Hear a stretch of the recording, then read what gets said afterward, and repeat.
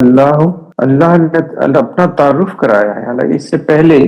جو سب سے زیادہ تفصیلاً تعارف جو اللہ تعالیٰ نے پہلے کرایا ہے وہ ہے سورہ بقرہ کے اندر آیت الکرسی جو ہے، اس کے اندر اللہ تعالیٰ کا سب سے زیادہ جامع تعارف جو ہے اس آیت کے اندر جو ہے وہ بیان کیا گیا۔ پوری ایک آیت ہے، یہاں پہ مختصر طور پہ بات کی ہے اس آیت میں کہ اللہ وہ ہے، لا الہ کس کے سوا، اللہ سوائے اس کے کوئی الہ نہیں ہے۔ یہاں پہ الحی اور الحی القیوم، یہ دو صفتیں جو اللہ تعالیٰ کی ہیں وہ سورہ بقرہ میں آیت الکرسی میں بھی ہیں، اور اس کے متعلق سورہ بقرہ میں ہے، سورہ آل عمران میں ہے، اور سورہ طٰہٰ میں بھی آیا ہے الحی القیوم۔ یہ تین جگہ ہیں اور اس میں اعظم ہے۔ الحی جو ہے گہرا لفظ ہے، الحی کا مطلب یہ ہے کہ زندہ و جاوید، جو کہ خود اپنے بل پہ زندہ ہے، اس کی زندگی جو ہے وہ کسی سے مستعار نہیں ہے، اور حی ہے تو زندگی دینے والا بھی وہی ہے، یعنی وہ از خود قائم ہے، اس کی حیات از خود اس کی ہے، کسی کی مستعار نہیں ہے، کسی کی دی ہوئی نہیں ہے۔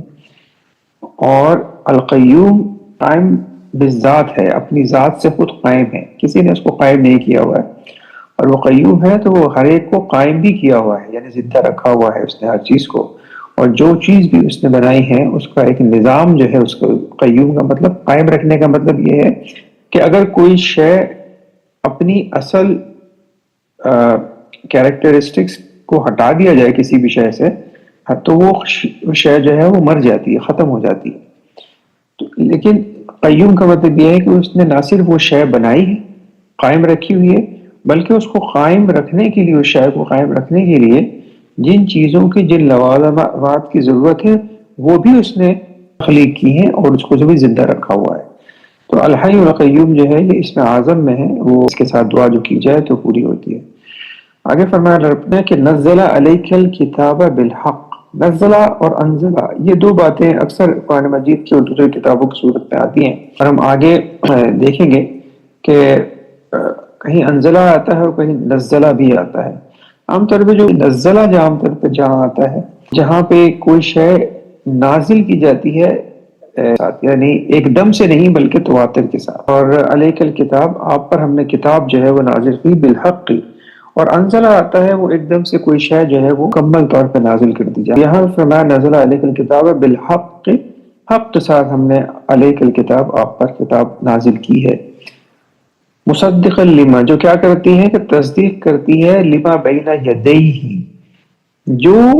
ان کتابوں کی تصدیق کر رہی ہے جو پہلے سے آئی ہوئی ہیں۔ جو یدیہ کا مطلب آگے ہوتا ہے، یعنی کہ جو اس سے آگے کتابیں آئی ہیں وہ اس کی تصدیق کر رہی ہے۔ وہ انزل التوراۃ والانجیل، نازل کی ہے تورات اور انجیل۔ اب یہ بات یہاں پہ تھوڑی سی سمجھنے کی ہے کہ قرآن مجید کی اللہ تعالیٰ فرما رہے ہیں کہ یہ جو کتاب ہم نے نازل کی ہے حق کے ساتھ، یہ تصدیق کر رہی ہے ان کتابوں کی جو پہلے سے موجود ہیں، یعنی کہ تورات اور انجیل، جس کے لیے فرمایا آگے اسی آیت میں کہ من قبل ہدی للناس، یعنی کہ جو اس سے پہلے انسانوں کی ہدایت کے لیے اللہ تعالیٰ نے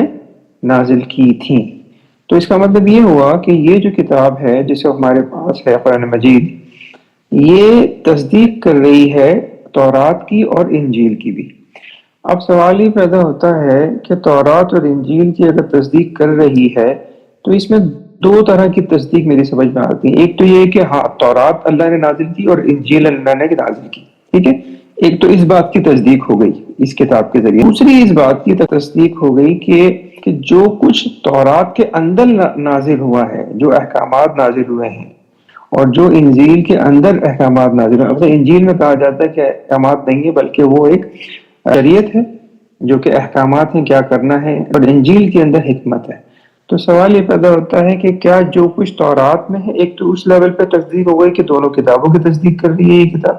اور دوسری اس معنی میں بھی کہ جو کچھ ان کتاب کے اندر موجود ہے، ان کتابوں کے اندر موجود ہے، اس کی بھی تصدیق کر رہی ہے۔ اب سوال یہ پیدا ہوتا ہے کہ دور میں جو کتابیں ہیں، جو تورات اور انجیل، کیا وہ وہی کتابیں ہیں جو کہ اللہ تعالیٰ نے نازل کی تھی، اور تو کیا قرآن ان کتابوں کی تصدیق کر رہی ہے؟ تو اس کا جواب یہ ہے کہ کتاب آج کے دور میں جو تورات ہے اور جو انجیل ہے وہ حقیقت میں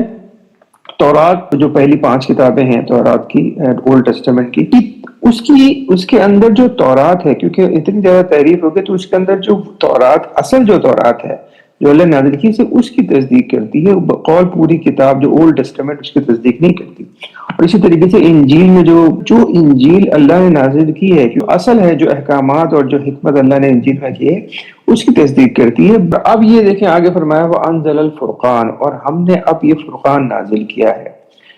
فرقان جو ہے وہ کہتے ہیں کسوٹی کو، جو کہ ایک چیز کو حق اور باطل میں فرق کر کے دکھانے والی ہوتی ہے کہ کیا حق اور کیا باطل ہے. تو اس کا مطلب یہ ظاہر ہوتا ہے اس چیز سے اب جو بھی حق اور باطل ہوگا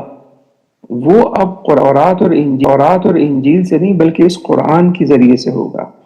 یہ وہ کتاب ہے جو اب حق اور باطل کا فرق جو ہے وہ بیان کرے گی. تو ہمیں جو بھی اس کتاب، جو بھی آج کے دور میں جو ماننے والے ہیں، چاہے وہ یہودی ہوں، چاہے وہ عیسائی ہوں،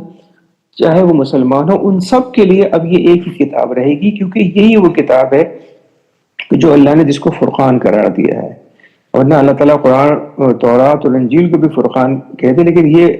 فرقان کا لفظ جو ہے وہ ان دونوں کتابوں کے لیے نہیں آیا بلکہ اس کتاب کے لیے آیا ہے. اور آگے اللہ تعالیٰ نے فرمایا شدید عذاب ان الذین کفروا بآیات اللہ، ہے انکاری ہیں بآیات اللہ، اللہ کی آیات کی، لہم عذاب شدید، ان کے لیے بہت شدید عذاب ہے، ان کے لیے عزیز ذو انتقام، اور اللہ تعالیٰ جو ہے بہت زبردست اور انتقام دینے والا ہے. کتابوں کا ذکر کرنے کے بعد اللہ تعالیٰ نے جو ایک بہت زبردست دھمکی لگائی ہے ان لوگوں کے لیے کہ جو اللہ کی آیات کا انکار کرتے ہیں، ان کے بہت شدید دھمکی لگائی ہے. اور ان کو کہا ہے، اور آگے ان کے لیے صرف یہی نہیں فرمایا گیا شدید عذاب شدید ہے، بلکہ یہ بھی فرمایا اللہ نے کہ اللہ جو ہے وہ عزیز بھی ہے، یعنی کہ بہت زبردست اور طاقتور ہے، اور اللہ تعالیٰ جو ہے وہ انتقام لینے والا بھی ہے. تو انتقام اسی جگہ پر لیا جاتا ہے جہاں انسان کے دل میں اگر کوئی آگ لگی ہو، کسی شے سے شدید نفرت ہو، تو انتقام لیا جاتا ہے. ورنہ اگر صرف برائی کا بدلہ برائی ہی دینا ہے تو اس کے لیے عذاب کا لفظ بھی کافی تھا. اللہ تعالیٰ نے اس طرح سے بتایا کہ جو میری آیات نہیں مانے گا اور اس کو قبول نہیں کرے گا، تو کہا کہ اللہ بے انتہا طاقتور ہے اور اللہ تعالیٰ انتقام لینے والا ہے. ہمارے ساتھ جڑے رہنے کے لیے ہمارا چینل سبسکرائب کریں.